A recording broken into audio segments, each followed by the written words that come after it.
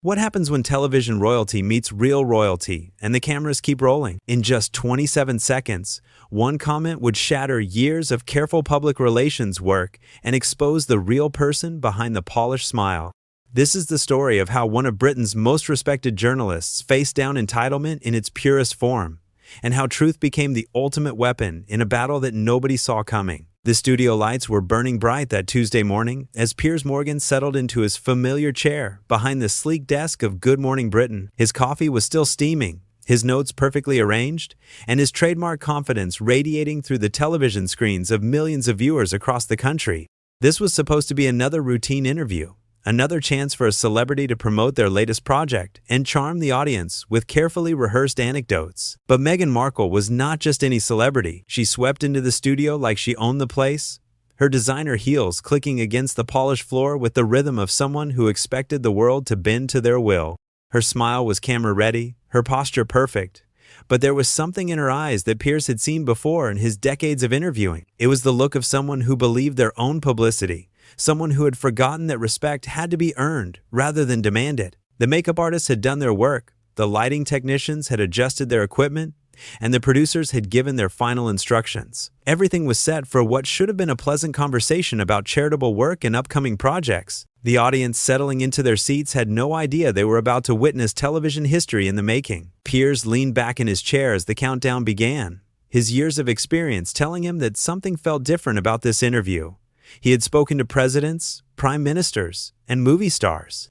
He had navigated the treacherous waters of celebrity egos and political spin, but there was an energy in the air that morning that made even his seasoned instincts sharpen with anticipation. The red recording light flickered on, and millions of viewers tuned in for their morning dose of news and entertainment. What they got instead was a masterclass in how quickly privilege and arrogance could collide with hard questions and honest journalism. Piers opened with his trademark warmth, welcoming Meghan to the show with genuine courtesy. His questions started gentle, focusing on her transition from Hollywood to royal life, her charitable endeavors, and her experiences adapting to British culture. For the first few minutes, everything proceeded exactly as the producers had planned. Meghan answered with practiced ease, her responses polished and media-trained. She spoke about the importance of using her platform for good, about the challenges of adjusting to life in the spotlight, and about her commitment to making a positive difference in the world. Her words flowed like honey, sweet and carefully measured for maximum impact. But Piers Morgan had not built his reputation by accepting surface-level answers. As the interview progressed, his questions began to probe deeper, gently pushing past the rehearsed responses towards something more authentic. He asked about specific examples of her charitable work, about the reality behind the fairy tale narrative, about the responsibilities that came with her position. That was when the mask began to slip. Meghan's answers became shorter, her smile a fraction less bright. There were moments of hesitation, brief flashes of something harder beneath the polished exterior.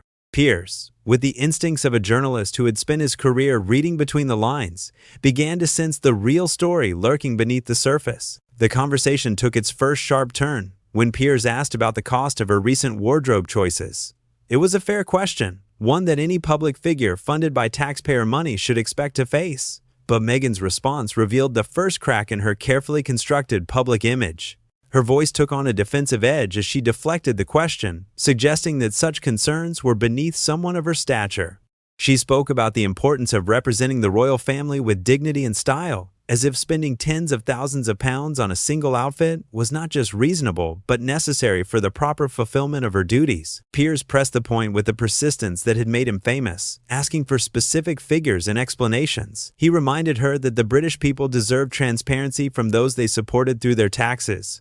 His tone remained professional, but there was steel underneath the courtesy. That was when Meghan made her first mistake. Instead of acknowledging the legitimate concerns of the taxpayers or offering a thoughtful explanation of her choices, she dismissed the entire line of questioning as inappropriate. She suggested that Piers was being disrespectful, that he was failing to understand the complexities of her position. The studio audience shifted uncomfortably in their seats. Even they could sense the tension building between the polished celebrity and the veteran journalist. This was not going according to anyone's script. Piers, however, was just getting started. With the skill of someone who had spent decades in television, he pivoted to another topic that had been dominating the headlines. He asked about reports of difficult behavior toward royal staff, about the turnover in her personal team, about the whispers coming from inside palace walls. Meghan's reaction was immediate and telling. Her carefully maintained composure cracked like ice under pressure. She accused Piers of spreading gossip, of giving credence to unnamed sources and unverified claims.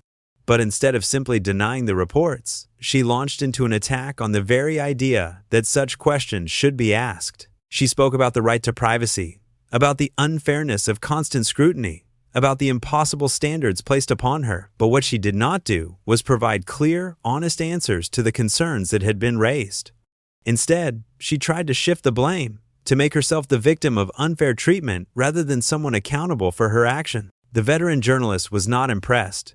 Piers had seen this playbook before, had watched countless celebrities and politicians try to deflect responsibility when faced with uncomfortable truths. He had built his career on refusing to accept non-answers, on pushing for the kind of honesty that his viewers deserved. His next question cut to the heart of the matter. He asked whether Meghan believed that joining the royal family gave her special privileges that placed her above the kind of accountability that every other public figure faced. It was a direct challenge to the entitlement that had been simmering beneath the surface of their entire conversation. The question hung in the air like a loaded gun, waiting for someone to pull the trigger. Meghan's eyes flashed with something dangerous as the question settled between them like a challenge thrown down at dawn. For a moment, the studio fell into the kind of silence that only comes before a storm. The camera operators held their breath, the producers leaned forward in the control room, and millions of viewers sensed that they were about to witness something extraordinary. When she finally spoke, her voice carried a tone that no one in that studio had expected to hear. Gone was the sweet, measured cadence of the media-trained celebrity. In its place was something raw and revealing, something that showed exactly who Meghan Markle really was when the cameras stopped being her friends. "How dare you question my commitment to this family," she began, her words dripping with indignation. "I have sacrificed everything to be here. I gave up my career, my friends, my entire life in America to serve the British people, and this is how I'm repaid?"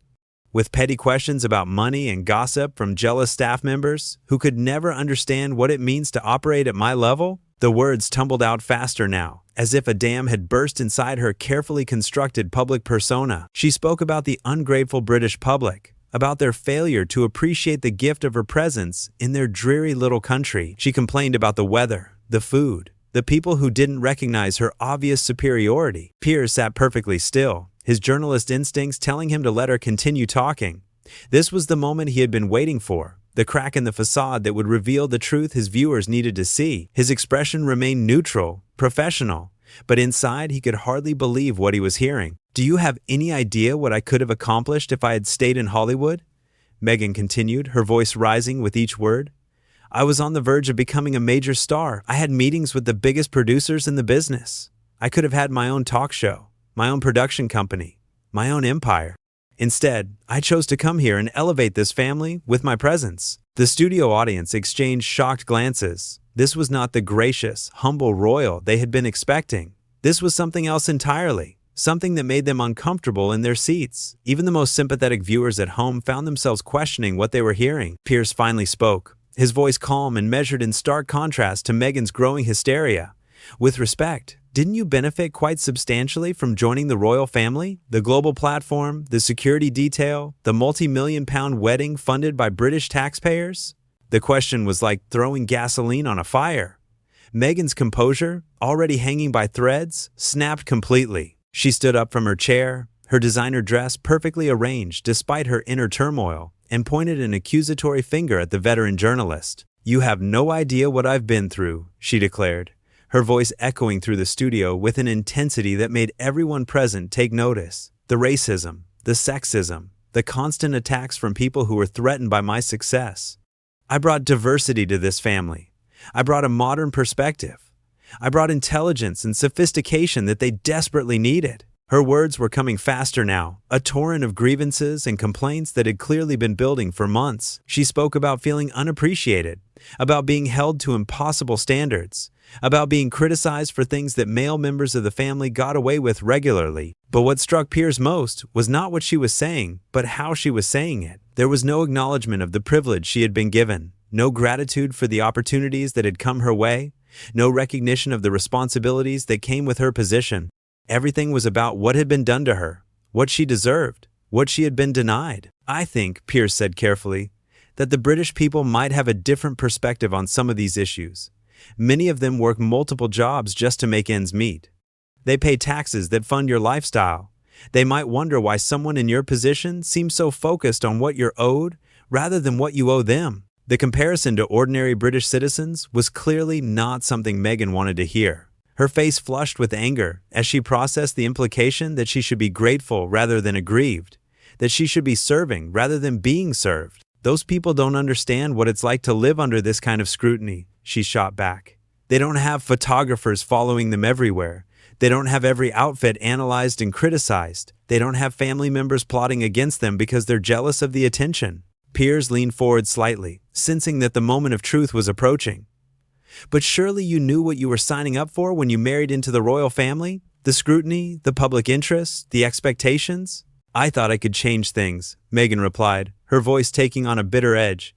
"I thought I could modernize this outdated institution, bring it into the 21st century. But they're all so stuck in their ways, so threatened by anyone who might show them how things should really be done." The arrogance in her words was breathtaking. Here was someone who had married into a 1,000-year-old institution and immediately decided that she knew better than centuries of tradition and protocol. Someone who saw herself not as a servant of the people, but as their superior, graciously bestowing her presence upon them. Piers pressed his advantage, sensing that the facade was crumbling completely. "When you say modernize, what exactly do you mean? Because from the outside, it looks like you wanted the benefits of royal status without the responsibilities that come with it." That was the question that broke the last of Meghan's restraint. Her carefully maintained public image shattered like glass hitting concrete, revealing the entitled, self-absorbed person that had been hidden underneath all along. She began to pace behind her chair, her movements sharp and agitated. "You want to know what I mean by modernize? I mean treating me with the respect I deserve. I mean recognizing that I bring value to this family that they never had before. I mean understanding that someone with my background, my education, my experience in the real world might actually have something to contribute." Her voice was getting louder with each word, echoing through the studio with an intensity that made everyone present acutely aware that they were witnessing something unprecedented. This was not just a celebrity having a bad interview. This was a complete meltdown on live television. "I have degrees from prestigious universities," she continued, her finger jabbing the air for emphasis. "I had a successful acting career. I ran a lifestyle blog that influenced millions of women. I brought sophistication and intelligence to a family that desperately needed both. And how am I repaid? With criticism and jealousy and petty complaints about how much my clothes cost?" The irony was lost on her completely. Here she was, complaining about people focusing on superficial things like her wardrobe, while simultaneously bragging about her own perceived superiority based on equally superficial achievements. Her lack of self-awareness was stunning to witness. Piers remained calm throughout her tirade, his professional demeanor a stark contrast to her emotional breakdown. When she finally paused for breath, he asked the question that would define the entire interview. "Do you think perhaps that the problem isn't with everyone else, but with your own expectations and attitude?" The question hit Meghan like a physical blow. Her face went through a series of expressions so rapidly that the camera operators struggled to keep up. First came shock, as if she could not believe that anyone would dare to suggest that she might be the problem. Then came anger, raw and undisguised, flooding her features with a rage that made everyone in the studio take an involuntary step backward. "How dare you?" she whispered, her voice so low and dangerous that the microphones had to strain to pick it up. "How absolutely dare you sit there and suggest that I am the problem? Do you have any idea who you're talking to?" Piers maintained his calm professional demeanor, but there was something in his eyes that suggested he knew exactly who he was talking to. And that was precisely the problem. "I'm talking to someone who was given an extraordinary opportunity and seems to think the world owes her something for accepting it." The words were like a match thrown into a powder keg. Meghan's composure, already hanging by the thinnest of threads, snapped completely and utterly. She began to shout, her voice echoing through the studio with an intensity that made the sound engineers frantically adjust their equipment. "I am a graduate of Northwestern University," she screamed, as if her educational credentials were a shield against criticism.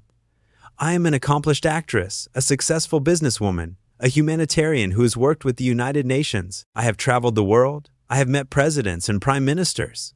I have graced red carpets that most people can only dream of walking on." Her voice cracked with the strain of her emotions, but she continued, seemingly unable to stop the torrent of self-aggrandizement pouring out of her.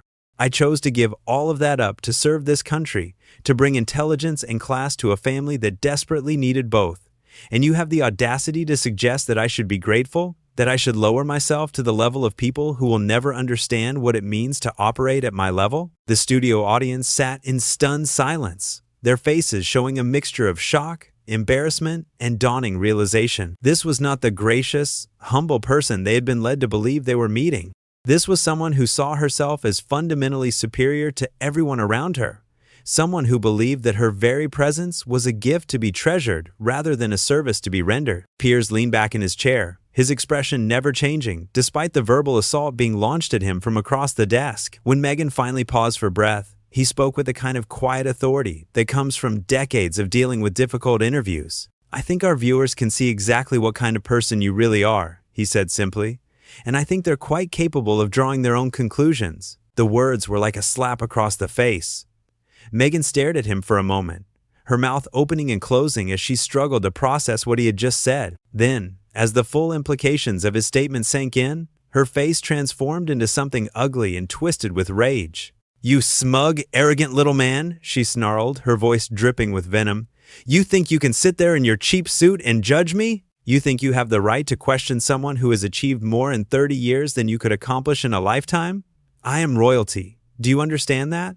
I am a princess, and you are nothing but a jumped-up tabloid hack who got lucky." The insults kept coming, each one more desperate and revealing than the last. She called him jealous, pathetic, a failure who was trying to make himself feel important by tearing down his betters. She questioned his intelligence, his integrity, his right to share the same air as someone of her obvious superiority. But Piers just sat there, letting her reveal herself completely to the millions of people watching. His silence was more devastating than any comeback could have been, because it allowed her own words to hang in the air and condemn her more thoroughly than any critic ever could. The producers in the control room were frantically trying to decide whether to cut to commercial, but they realized they were witnessing television history. This was the kind of moment that would be talked about for years, the complete and utter destruction of a carefully crafted public image in real time. Meghan seemed to realize that she had gone too far, but instead of trying to recover, she doubled down on her position.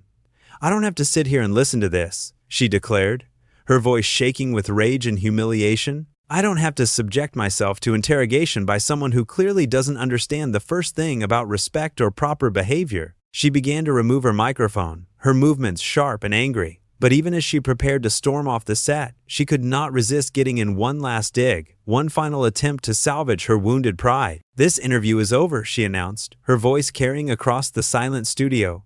"I have better things to do than waste my time with people who are clearly not worthy of my presence. The British people should be ashamed of themselves for allowing this kind of treatment of someone who came here to help them." She threw her microphone down onto the chair with a dramatic flourish that would have been laughable if it were not so revealing. Even in her moment of defeat, she was still performing, still trying to control the narrative and make herself the victim of the situation she had created. But Piers had the last word, as he always did. As Meghan stalked toward the studio exit, her heels clicking angrily against the floor, he turned to face the camera with the calm professionalism that had made him one of Britain's most respected journalists. "Ladies and gentlemen," he said, his voice steady and measured, "I think we have just witnessed something quite remarkable. We have seen what happens when privilege meets accountability, when entitlement meets reality. The British people are some of the most generous and welcoming in the world, but they also have a right to expect humility and service from those they support." He paused for a moment, letting his words sink in, then continued with the kind of moral authority that can only come from being on the right side of such a clear-cut situation. "What you have just seen is not the behavior of someone who came here to serve others. It is the behavior of someone who expected others to serve them. The mask has slipped completely, and I think our viewers are quite capable of judging for themselves what they have witnessed here today." The camera held on his face for a few more seconds, then cut to commercial as the studio erupted in a buzz of shocked conversation. Staff members looked at each other in amazement, audience members shook their heads in disbelief, and somewhere in the control room, a producer was already calculating the ratings this interview would generate. Piers Morgan had done what he did best. He had asked the hard questions, maintained his professionalism in the face of personal attacks, and allowed the truth to emerge through the words and actions of his guest. He had given the British people exactly what they needed to see, even if it was not what they had expected to find. The interview was over, But the conversation it would generate was just beginning. In 27 seconds of unguarded honesty, Meghan Markle had revealed more about herself than years of carefully orchestrated public appearances ever could. And Piers had been there to make sure the world was watching when it happened.